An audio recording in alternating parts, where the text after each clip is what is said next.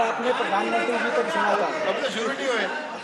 Sir भाषण बहुत अच्छा देते हैं, लेकिन तथ्यों के मामले में कमजोर पड़ जाते हैं। बहुत कमजोर। इसमें भी एक कला होती है कि तथ्यों को किस तरह से जनता के सामने रखा जाए। मैं तो नहीं हूं, जनता की प्रतिनिधि हूं, कलाकार तो नहीं हूं। इसीलिए मैं भी सदन के सामने कुछ तथ्य रखना चाहती हूं, लेकिन सिर्फ तथ्य के रूप में रखना चाहती हूं।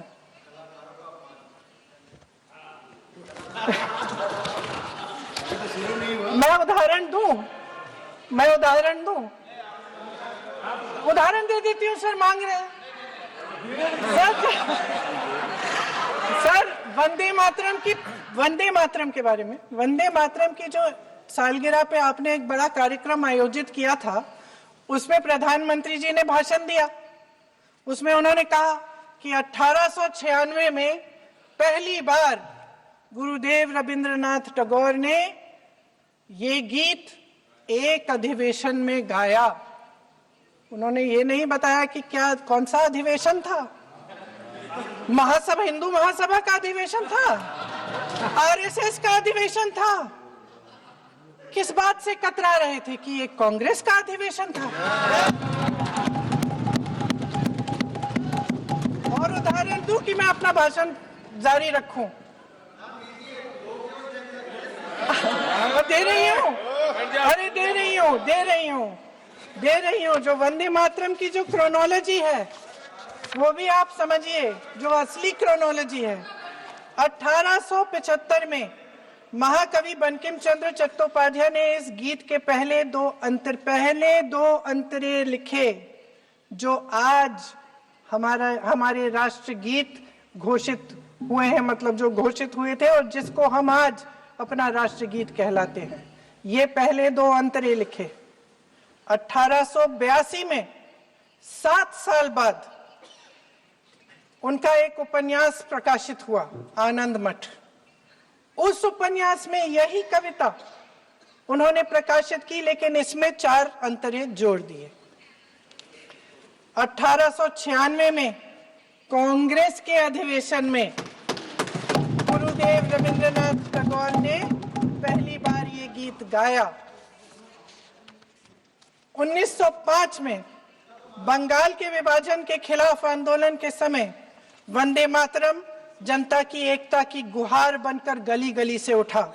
गुरुदेव रविंद्रनाथ टैगोर जैसे महान स्वतंत्रता सेनानी इस गीत को खुद गाते हुए बंगाल की सड़कों पर उतरे। विद्यार्थियों से लेकर किसानों तक, व्यापारियों से लेकर वकीलों तक, हर कोई ये गीत गाने लगा। इस गीत की शक्ति को समझिए। ब्रिटिश साम्राज्य इसको सुनकर कांपता था और हमारे देशवासी इसको सुनकर वे मन बनाते थे, वे हिम्मत बनाते थे कि इस भयंकर साम्राज्य के खिलाफ सत्य और अहिंसा के नैतिक हथियारों को लेकर शहीद होने की तैयारी करते थे। ये गीत मातृभूमि के लिए मर मिटने की भावना को जगाता है। इस गीत की शक्ति ये है, इस गीत का हमारे देश से जुड़ाव ये है। लेकिन 1930 के दशक में हमारे देश में जब सांप्रदायिक राजनीति उभरी, तब ये गीत विवादित होने लगा। 1937 में, अब ये मैं दूसरा उदाहरण देने वाली हूं, क्योंकि प्रधानमंत्री जी ने अपने भाषण में इसका उल्लेख किया और गलत किया, इसीलिए मैं इसके जो सच्चे जो तथ्य हैं वो आपके सामने रख रही हूँ। 1937 में नेताजी सुभाष चंद्र बोस कांग्रेस का अधिवेशन कलकत्ता में होने जा रहा था, उसका आयोजन कर रहे थे।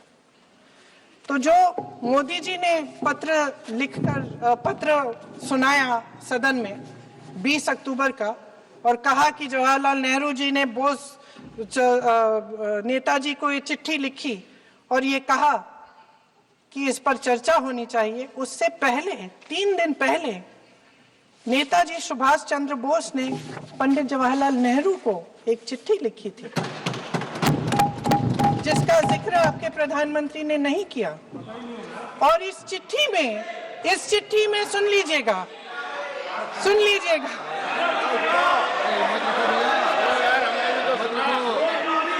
सुन लीजिएगा, आप नेताजी के लफ्ज नहीं सुनना चाहते? बंगाल का चुनाव आ रहा है, सुनिए सुनिए सुनिए सुनिए। हाँ कोई बात नहीं, हम तो देश के लिए हैं, हम देश के लिए हैं। आप चुनाव के लिए, हम देश के लिए हैं। हम जितने भी चुनाव हारे, हम यहाँ बैठे रहेंगे और आपसे लड़ते रहेंगे और आपकी विचारधारा से लड़ते रहेंगे। अपने इस देश के लिए, अपनी इस मिट्टी के लिए लड़ते रहेंगे। आप हमें रोक नहीं सकते।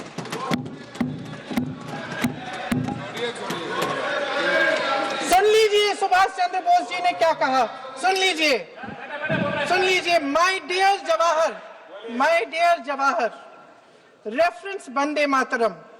We shall have a talk in Calcutta and also discuss the question in the working committee if you bring it up there.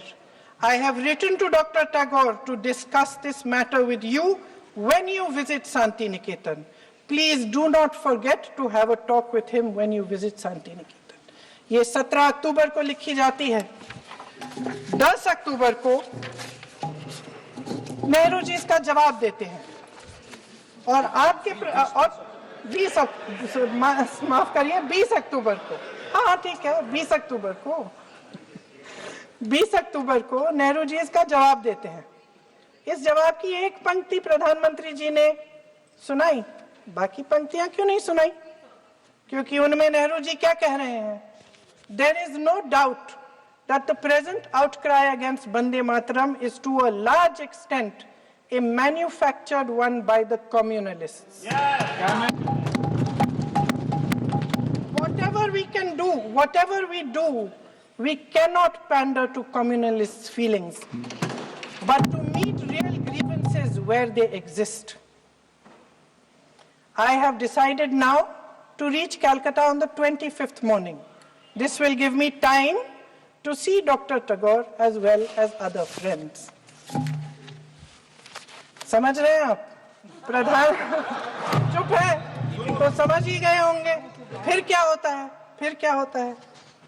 फिर नेहरू जी कलकत्ता जाते हैं और गुरुदेव जी से मिलते हैं और उसके अगले दिन गुरुदेव जी एक चिट्ठी लिखते हैं जिसमें वो लिखते हैं, अंग्रेजी में चिट्ठी है, उसका एक अंश मैं आपको हिंदी में बता देती हूँ, जिसमें गुरुदेव जी कहते हैं कि जो 2 अंतरे हमेशा गाए जाते थे उनका महत्व इतना गहरा था कि उस हिस्से को कविता के शेष हिस्से तथा पुस्तक के उन अंशों से अलग करने में उन्हें कोई कठिनाई नहीं थी।